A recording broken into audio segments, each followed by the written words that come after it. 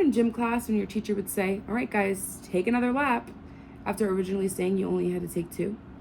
Or maybe he would say, if you were good, all right, you guys can stop after this one. Well, this is an example of moving the goalposts. The original goal was to only make 2 laps around the track, but he shifted that goal each time. And you might be wondering, what is moving the goalposts? Is it a sports term or, well, kind of is. In rugby, it's a professional foul. In American football, it's an unfair act. And in ice hockey, this occurs all the time because there's always contact with the posts. And you might be wondering, why should I listen to you? Why should I believe you? Well, I've done extensive research on this phrase, and I will provide you with the best information and the best examples that I've found in order to help you understand exactly what this is. So this is a metaphor that actually can be described as shifting a goal in order to get ahead or leave someone behind, if you will.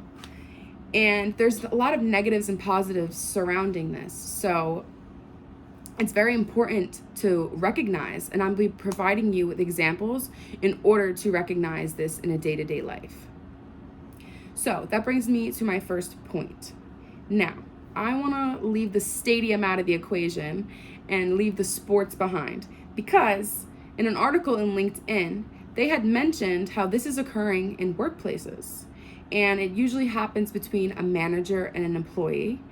And when this occurs, for example, you might get a report from your manager. You have to hand in your report at the end of the day, and they say, this is what I need from you.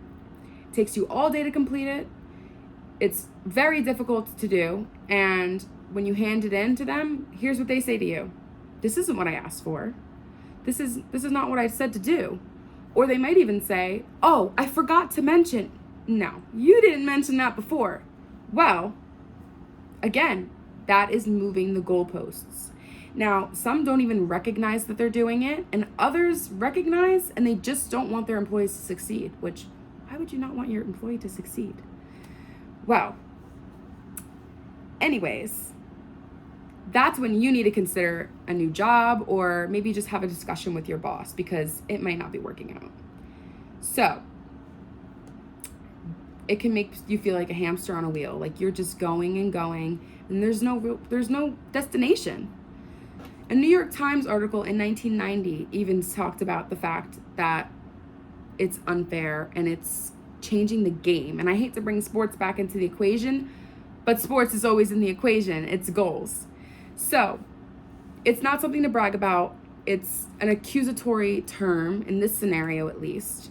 And it's very degrading. It is not nice for the employees. So that's when you need to realize and recognize you might need to get out of that situation.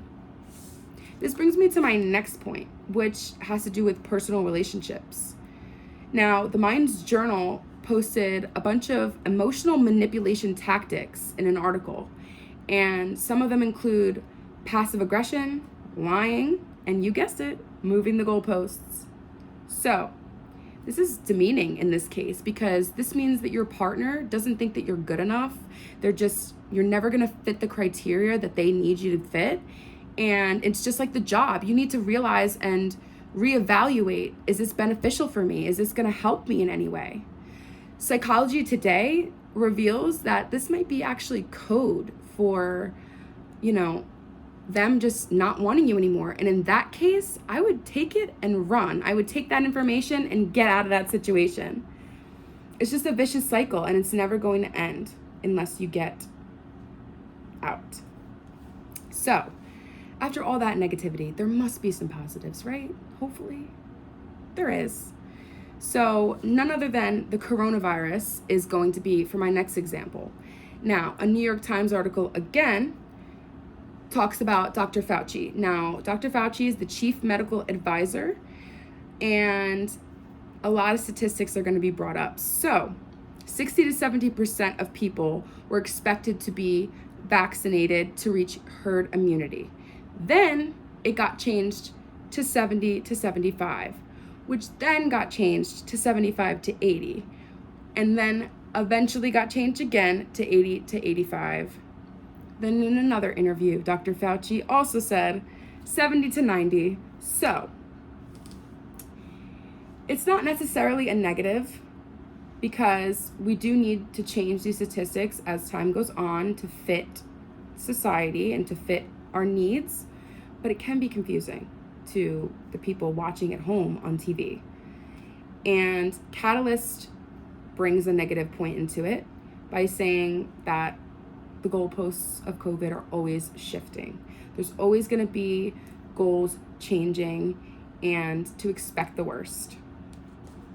So to sum everything up, I've given you examples of personal life, which, thank you, next, and work life, which that boss is not a very nice person.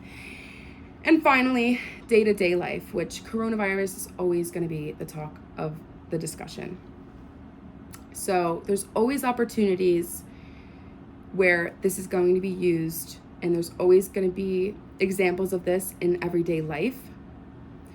But it's your decision ultimately to evaluate, do I need to get out of this situation? Do I need to use moving the goalposts to my advantage? Or does it go deeper than sports, and do I need to get ahead in any other way? So at the end of the day, it's your decision to decide, am I going to use this for the better, or am I going to use it to get ahead? And that brings me to the end.